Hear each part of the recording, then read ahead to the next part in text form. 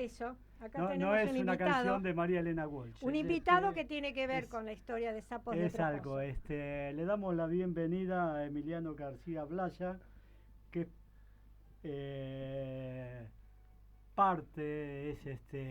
productor junto con otros compañeros que han vivido una situación similar de Hijos del Exilio. Hijos digamos, e hijas ¿no? del exilio, ¿no? Hijas e hijos del exilio. Es la Sí. primera agrupación que sepamos de Argentina que empieza con femenino y que es mixta o plurisexual, digamos, plurigenérica, en el año 90 y... a ver, digo bien, 2005, 2006, perdón.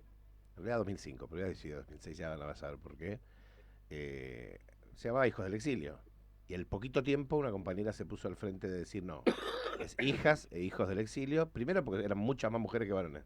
Seguimos siendo muchas más mujeres que varones. Y segundo porque primero la peleó la compañera Irupé Cristeler. Y somos madres, Sí, abuelas, pero nadie hablaba de hijas. eso en esa época.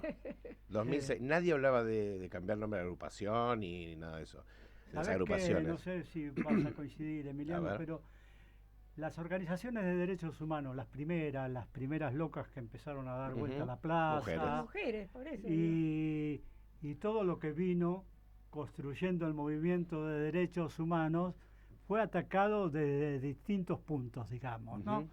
Pero no pudieron impedir no solo el funcionamiento, sino el crecimiento y el surgimiento de nuevas variantes, nuevas áreas, digamos, de lucha por los derechos humanos. Uno de ellos es las historias desobedientes, que nosotros hemos tenido acá en este programa, la expresión de una de ellas contándonos la historia. Posiblemente la conozca, a la compañera, que es la que más no importa. Tenemos relación también con ellos. No, te agradecerles. Es otra... Sí, el agradecerles la invitación, más allá de la excusa del libro, que ahora vamos a charlar de eso un poquito. La organización surge hace 20 años, hace poquito hicimos la fiesta de 20 años, hay una curiosidad con esa data, pero no importa, después lo cuento si hace falta. Surge porque existía algo que se llamaba COEPRA, que era la Comisión Argentina de Refugiados, que eran los exiliados de la generación del 70, que eran nuestros viejos. No, mis viejos no participaban en COEPRA, pero sí otras personas. Susana Gabanelli era la que dirigía un poco la cosa ahí, era la presidenta. Había otros compañeros y compañeras que hacían eso. Y los 20 de junio hacían la Semana del Exilio. Y armaban un evento, por ejemplo en el Bauen, en lugares así, de esos que solemos habitar los seres militantes. Y los pibitos, que al principio eran pibitos, dejaron de ser pibitos y un día dijeron, che, ¿por qué no arman algo ustedes? Similar a lo que pasó con Hijos también, ¿no? Claro. Y bueno, se juntaron 4 o 5 que eran amigos de estar en los papás de COEPRA y no sé qué, y hicieron como una convocatoria, que fue medio de boca en boca y generó un grupo muy pequeño que nos reunimos en un lugar, en una casa de alguien. Yo estaba ese día. Y bueno, nada, era raro todo, ¿no? Porque había gente que estaba en Holanda, gente que estaba en Brasil, gente que estaba en México, gente que había crecido, otros que habían nacido en el exilio, y el exilio fue acá. Pues bueno, eso es una historia para discutir. La cuestión es que fundamos la organización. Empezó siendo un grupo de locos y locas que nos juntábamos, más que nada locas, que nos juntábamos a ver cómo desenmarañábamos este tema, que había sido muy postergado, por supuesto, por todas las urgencias que mismo las familias de exiliados habían sufrido. Había desapariciones en las familias, había un montón de cuestiones, y otros no, otros simplemente, y no tan simplemente la huida de la muerte hacia países que nos acogieran. Y todos, claro, estábamos atrás de lo que hacía abuela, de lo que hacía madre, de lo que hacía hijos, otros, algunos hasta militaron en hijos, porque también tenían esa particularidad en su familia, o sus amigos, en fin. Y claro, esa no urgencia, entre comillas, del tema exilio, fue generando que haya un trabajo interno mucho más largo, que es más estratégico, que la cosa de salir a pelear como tuvo que hacer hijos, como tuvo que hacer abuelas, como tuvo que hacer madres. Es el laburo más táctico, que lo estratégico se fue sumando con el tiempo y entremezclándose. Lo político, el posicionamiento, no equivocarse. Nosotros podíamos equivocar, hacer distintas cosas, y fuimos como despacito. Y ese despacito fue generando un nosotros muy, muy poderoso. Hubo gente que estaba bastante lastimada por el tema del exilio, y que en ese ámbito se fue como sanando y pudo seguir su vida, fue un ámbito muy extraño, de producción cultural, de producción artística, de amistad, de parejas, todo lo que se te imagina, pero no estábamos a la luz, en el foco de ninguna cuestión. Claro, porque el exiliado es como que Era un no tema era menor. lo mismo el hijo de desaparecidos, Claro, la no, por eso búsqueda te de decía, nietos. la urgencia estaba en otro lado, entonces nosotros, ¿qué Claro. pasa? En un momento, después Pero se muchos fue años. reivindicando inclusive Sí, en la sí. lucha por si son 30.000 o no Total. son 30.000. Se decía, son más que 30.000, porque también fueron desaparecidos por año los exiliados, los que fueron Esa es otra obligados, forma también de plantearlo, y hay gente que no volvió que nunca fueron más. obligados a irse del país para no ser masacrados, digamos, ¿no? Exactamente, exactamente. Bueno, la cuestión del exilio es un tema interesante, porque para que tengamos una idea, el 10% de los artículos de la Carta de Derechos Humanos habla de eso. O sea, no hay una discusión sobre si el exilio es una violación a los derechos humanos. No se puede discutir, porque o sea, está explicitado en la Carta. Entonces, los que luchan por los derechos humanos, todos los que luchamos por los derechos humanos, debemos incluir, máxime cuando fueron cientos de miles de exiliados, acá y en otros países, por eso el libro también tiene gente de otros países, la lucha por los derechos humanos incluye también el exilio, que es un delito grave, y a mi posición particular, no estamos consensuando del todo en hijos del exilio, fue sistemático. Bueno, dejás salir 300.000 personas del país en un año sin que te des cuenta que se están yendo. O sea, tenés que generarlo. Mucha gente nunca iba tal vez a ser asesinada, ni secuestrada, ni torturada o algo, pero sí instarlo a irse. De hecho, hasta hay muchos casos de gente que fue, andate porque si no te vamos a matar, tenés hasta el viernes. Eso es una expulsión. Eso es un plan sistemático, porque la persona que lo decía, no lo decía porque se le ocurría a él, era una decisión institucional, Y comillas. además estaba respaldado por los hechos que había Claro. alrededor, Claro, desapariciones, está respaldado fusilamientos. firmemente, claro, claro. Bueno, la cuestión es que después con el tiempo, esto para contar un poco la historia de la orga, pero digo, con el tiempo fuimos haciendo distintas cosas, muy, muy interesantes, bastante potentes. Los compañeros fueron creciendo, nos pusimos viejos. Y en la pandemia surge la idea de empezar a como compilar historias. Entonces el grupo de la organización se divide en comisiones. ¿Cuánta gente más o menos calculas que hay Hoy, ahora? 70, 80 personas. Ujú, Un poco más también, que participan activamente. ujú. Muy activamente, 20, 30, un Sí. poco más. Como son los Y movimientos. Sí. y después tenés si convocás a una reunión grande, viene mucha gente. Bueno, la cuestión es que, ¿por qué no juntamos info? Que nos manden de todos lados. Y armamos un PDF, después armamos algo. Yo no participé de esa movida, pues yo era de otra comisión, pero todos participamos de todo de alguna manera. Y esta gente, la que se ocupó del libro, que hoy se llama un libro, vio que empezó a llover, manden lo que quieran. Claro, cuando vos mandás algo a alguien que está diciendo que recopila, después pretendés algo a cambio. Una publicación, no sé, Reconocimiento, algo, ¿no? un material para decir, Algo, mirá, yo mandé y me publicaron. Entonces nos empezamos a meter en un quilombo, porque empezó a venir audios de cassette de la época de la dictadura, donde se mandaban cassettes para... era muy común la comunicación por cassette, es muy espectacular, y así lo van a poder acceder ustedes. Audios de cassette, fotos, dibujitos, cartas, bueno, testimonios, poesías, canciones, todo lo que se les ocurra sobre el exilio, empieza a llover, pero en mucha cantidad. 70 países, 100 países, una cosa de locos. Aparte nos cerramos a el exilio argentino de la época del 70, no, el exilio. Entonces cuando se empiezan a encontrar con este material, los compañeros y compañeras, mayormente compañeras de la comisión, que tienen material absurdo encima en las manos, ¿qué hacemos con esto?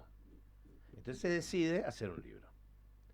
Claro, pero un libro con música, un libro con cassette. Ilustración, ¿Qué seguramente. hacemos? Ilustraciones, fotos, que tienen que ser fieles. No puede ser una foto chota en un libro, tiene que ser una foto que refleje la foto original. Son medio sepia las fotos nuestras, medio a blanco y negro. Mi foto de WhatsApp, vos que me escribiste, ya habrás visto que es una foto mía. Sí, de chico. De septiembre del 77, con la fecha en el pecho, una cara de culo tremenda, blanco y negro, ropa setentosa. Ese es mi primer DNI en Brasil. Cuestión, para redondear esa parte. Sale un libro interactivo.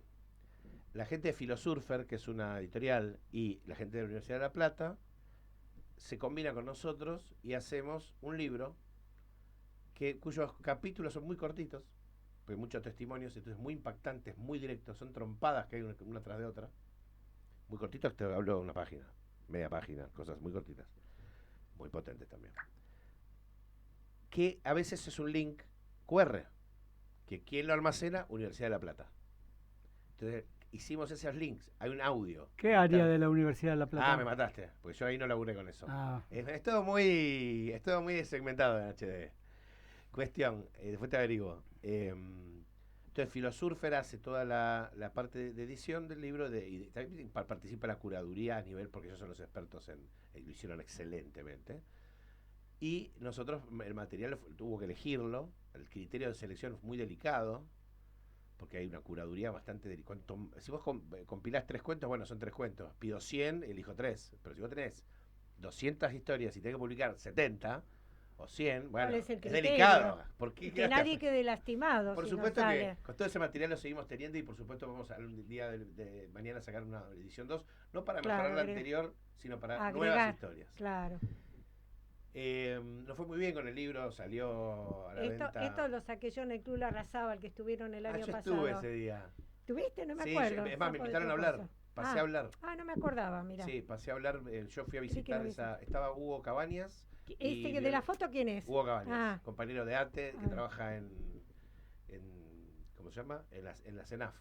Y la compañía que estaba ese día en el Club Larrazábal, el mítico club obligatorio para la militancia. Sí, acá ya lo nombramos. Nuestro es un hermano nuestro. A ella la veo siempre ahí. Sí. El Club Larrazábal, ahí estaba, bueno, Violeta Burjar Noé, una de las responsables del libro. Huguito está en el libro, yo no estoy en el libro. Yo digo, ni nada que yo haya presentado. Bueno, la cuestión es que el año pasado, en septiembre, presentamos el libro en la Biblioteca Nacional, quedó gente afuera en la Biblioteca Nacional. Es grande el auditorio Borges, quedó gente afuera. Mi hermano Cachi, nacido en Brasil, en el año 82, quedó afuera. No pudo entrar, porque hay un cupo de personas que pueden estar por cuestión de seguros y qué sé yo. Un auditorio más grande de la Biblioteca Nacional, lo llenamos. Y fue espectacular, porque una performance, hubo gente con música en vivo, una presentación a los hijos del exilio, a los hijas hijos del exilio, que es con la parte artística, con la parte musical, muy espectacular. Y además habló gente que leyó el libro. Hay una compañera licenciada, o doctora, ya creo que es doctora, en sociología uruguaya, Montealegre Alegría, que hizo una exposición monstruosa sobre el libro, bueno, una cosa maravillosa. Y bueno, nada, después sacamos una foto, hicimos toda la cuestión. El libro fue presentado ya, yo calculo, más de 20 veces, va a seguir siendo presentado, estuvo en la Feria del Libro, en el stand de la provincia de Buenos Aires, que es muy grande ahora gracias a la estupidez del presidente de la Nación, que no presenta stand nacional. Bueno, tenemos, yo digo tenemos porque yo soy matancero part-time. Tenía un stand gigantesco, ni bien entrabas ahí, era una cosa maravillosa. Ahí presentamos el libro. Digo matancero part-time porque trabajo en La Matanza. Y estaba contento, ¿no? Porque ese país hermano, La Matanza. La Matanza, claro, es tremendo. Y más para lo que somos del oeste de Capital, que no hay fronteras, ¿no? Lo que es de Ciudadela, Liniers es lo mismo, para mí, Matadero, pegado a todos mis compañeros de militancia de la época de Mataderos, eran todos de la provincia, ninguno de Capital. Yo te conocí militando en Matadero. Claro, muchos años. Bueno, yo crecí en Parque Avellaneda, vivo en Liniers y militaba en Mataderos, después milité en Parque Avellaneda y después milité también en Liniers.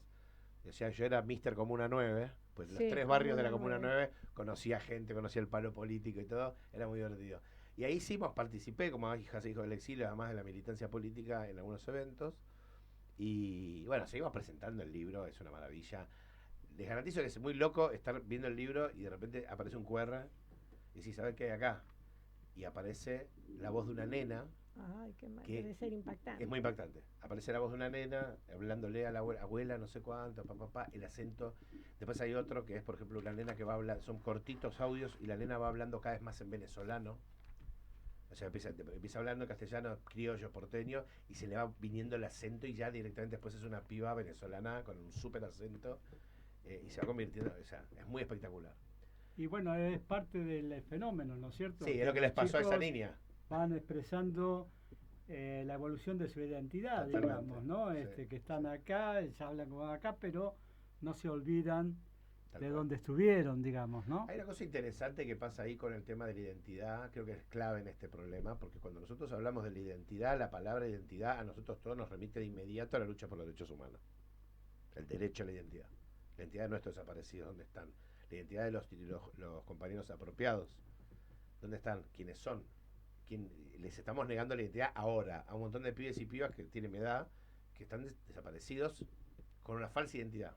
Entonces la identidad es una palabra fuerte y en nuestro caso de exiliados y exiliadas, la identidad es un tema muy, muy importante, porque yo soy un chabón argentino, muy argentino, no hincho por la selección de Brasil, mas eu posso falar português direto sem você entender o que eu estou falando. De repente puedo hablar portugués cuando quiera. Y hay compañeros que hablan inglés, hay compañeros que hablan francés, hay compañeros que hablan holandés, en sueco. Tenemos 2 idiomas y lo tenemos tan pegados que yo puedo casi incluso hablar una palabra en cada idioma sin que se note el acento en ninguno de los dos casos. Y eso es parte de la identidad. Pero ¿qué pasa? Cuando vuelve el tipo a Argentina, llega una Argentina, muchachos, lamentable, 83, Argentina 83, era un lugar horrible para venir. Tanto es así que al año nos vamos a Bariloche, vivimos 3 años en Bariloche, volvemos a Brasil otro año más, seguíamos en desarraigo. Buenos Aires es un lugar espantoso para venir en el 83, sinceramente, disculpen los que lucharon para que no fuera así. Y yo tenía que ocultar mi acento, rápido, por muchos motivos. Y uno de los motivos era el bullying, que ahora se dice bullying que suena más lindo. El maltrato, le digo yo, a mí no me gusta decir bullying. El maltrato, la burla, al cual me la bancaba. Porque hablabas distinto. Sí, yo tenía acento, escribía muy mal, yo no usaba la Y, o sea, en mi casa no me educaban en home education, de homeschooling, que te enseñaban a escribir en castellano. Yo no sabía varios himnos, sabía el himno del Corinthians, sabía el himno brasileño, el argentino, y chau. Pero mi acento era realmente lamentable. Y hay pibes y pibas que directamente casi no hablaban el idioma, porque hablaban en holandés. Mi amiga Florencia, mi amiga Yara, que después fueron apátridas. Yara fue apátrida, que es otro problema de la identidad. Vos nacías en Holanda y no eras ni holandés ni argentino. Entonces un día Yara, adulta, con un hijo, nació en Holanda, va al aeropuerto con el hijo y el marido para ir a México. No habían viajado los 3 nunca juntos afuera del país. Y los paran en las migraciones y dicen, ¿la madre de este chico? ¿El permiso para viajar? No, soy yo la madre, necesita permiso. No, usted no es. Ella es 92 millones. Ella había optado por la nacionalidad argentina, pero en el DNI no figuraba que había sido 92 millones. El DNI de extranjeros lleva un número mucho más alto que el número normal nuestro. Yo soy 23 millones, vos debes ser 40 y pico millones, 30 y pico. 38. Entonces no tenía, el hijo no figuraba. Y su título universitario no figuraba, no existía su propiedad. Era apátrida, no era holandesa. Ella creía que era holandesa. Y ahí empieza el quilombo. Bueno, una larga historia, otro de los logros de hijo del exilio es que hoy, si una persona boliviana nace en Argentina y los padres son bolivianos, puede hacerse el documento. Si una persona viene a vivir acá y se nacionaliza por opción y puede figura en el documento anterior, 92 millones. Y en esa misma resolución, toda esa Cristina, Guado de Pedro, ya sabemos. En el mismo documento, en la misma resolución donde el documento ahora tiene el DNI anterior, es la misma resolución, eso porque somos bichos los peronistas, de la de los combatientes de Malvinas. Entonces, si vos fuiste combatiente de Malvinas, figura combatiente de Malvinas. Si vos fuiste extranjero, el DNI anterior, 92 millones. Ahora cambiaron de nuevo el DNI. Y adivinen qué, no está el 92 millones, otra vez. ¿Cómo cambiaron? Cambiaron el DNI. Cambió, sí. Con Cristina cambió 5 veces. Ah, cierto, ahora se hace... Se hizo un DNI, el de Yara Girotti, se hizo un DNI en su momento con el 92 millones y después empezó a hacer, normalmente, tenía que decir en el DNI extranjero, estaba en la resolución determinada que tenía que pasar. Era un problema grave. Entonces la identidad era un tema que a todos nos golpeaba y muchos perdieron el idioma o creían que lo habían perdido, muchos perdieron su territorio, o sea, tu barrio. Yo crecí en San Pablo y yo no hay vez que cada vez que yo puedo ir a San Pablo, voy a San Pablo. Si Brasil, la infancia siempre volvés a aquellos sitios que conociste.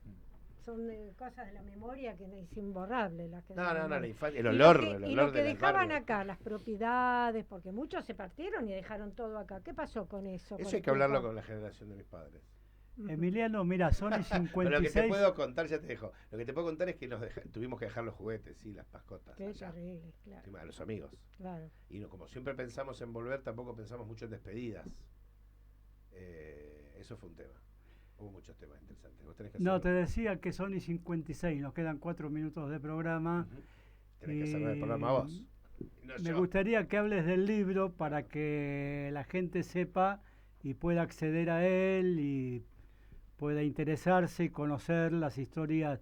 Yo me muero por tenerlo, deben ser historias de una emotividad. Y abuelas, Sí. con abuelas nos enteramos. Estuvieron que hace con Estela de poquito. Carlotto, le llevaron el Sí. libro. Así es. Sí, Sí, eso por nos suerte tenemos enteramos. buena relación. Por suerte no, es obvio, tenemos buena relación con. Hoy escuchaba el programa de ustedes que hablan de Hijos Capital, con Charlie, con Tati teníamos buena relación. Ella tiene tiene una cuestión con el tema del exilio, tenía un nieto Emiliano en España, y cada vez que me veía me decía, ay, Emiliano, me decía. Como el mío. Como sí. entonces yo ya le decía, sos mi favorito. El libro nuestro hay una cosa interesante, se llama Sapos de otro pozo, y hay un puntito chiquitísimo. Es un estado Sapo de otro pozo, no es una constante. Yo ya no soy Sapo de otro pozo, ni acá ni en Brasil. Yo soy local en los dos lados.